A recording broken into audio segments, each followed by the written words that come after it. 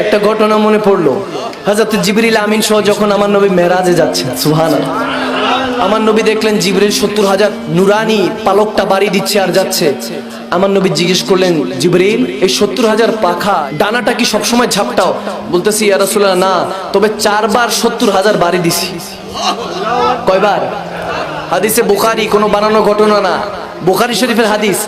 আমার নবী যখন জিজ্ঞেস করলেন 4 বার, প্রথমবার কখন বাড়ি দিছো? জিবরিল আমিন বলতেছেন, ইয়া রাসূলুল্লাহ যখন ইউসুফ আলাইহিস সালামকে তেনার ভাইরা কুয়ার মধ্যে নিক্ষেপ করছিল। কিসের মধ্যে? কুয়ার মধ্যে। আল্লাহ ডাক দিল, জিবরিল আমার ইউসুফকে তার ভাইরা কুয়ার মধ্যে নিক্ষেপ করছে, যাও তাকে বাঁচাও, নয়তোবা আমি সেই জাতি ধ্বংস করে দেব। যখন সেটা বললো, সাথে সাথে জিবরিল আমিন বললেন, আমি 70 পাখনা ডানা বাড়ি দিয়ে হযরত ইউসুফ আলাইহিস সালামকে ক্যাচ করলাম, ধরে ফেললাম। আমার নবী বলতেছে মাশাআল্লাহ। এরপরে কখন বাড়ি দিয়েছো? বলতেছে ইয়া রাসূলুল্লাহ যখন ইব্রাহিম খলিলুল্লাহকে নমরুদ আগুনের মধ্যে নিক্ষেপ করছিল।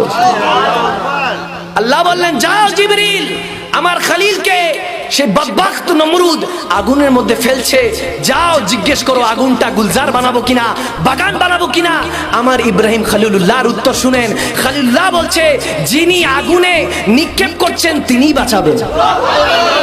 সুবহানাল্লাহ বলো, তিনি বাঁচাবেন।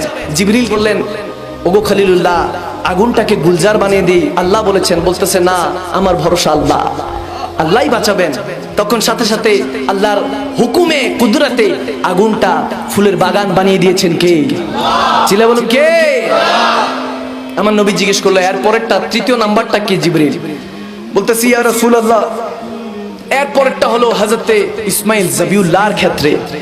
যখন আল্লাহর পক্ষ থেকে কোরবানির হিসাব আসলো, ইসমাইল যাবিউল্লাহকে ইব্রাহিম খলিলুল্লাহ জবাই করবেন, কোরবানি করবেন, তখন দুজন দুজনকে পট্টি পরায় দিলেন।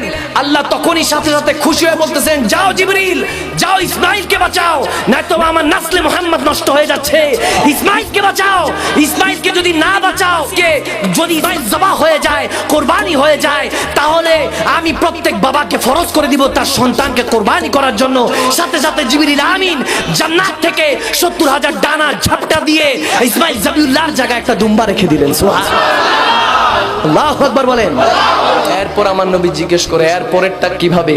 বলতেছি ইয়া রাসূলুল্লাহ এর পরেরটা তো বড় মারাত্মক ছিল, ওটা আমি জিবরিল জীবনে ভুলবো না। আমার নবী বলে, কোন সময়? জিবরিল আমিন বলে, ইয়া রাসূলুল্লাহ যখন উহুদের ময়দানে আপনি যুদ্ধ করছিলেন, আপনি উম্মতের খাতিরে যুদ্ধ করছিলেন, আল্লাহর পক্ষ থেকে ইসলামকে বাঁচানোর জন্য যুদ্ধ করছিলেন, ওই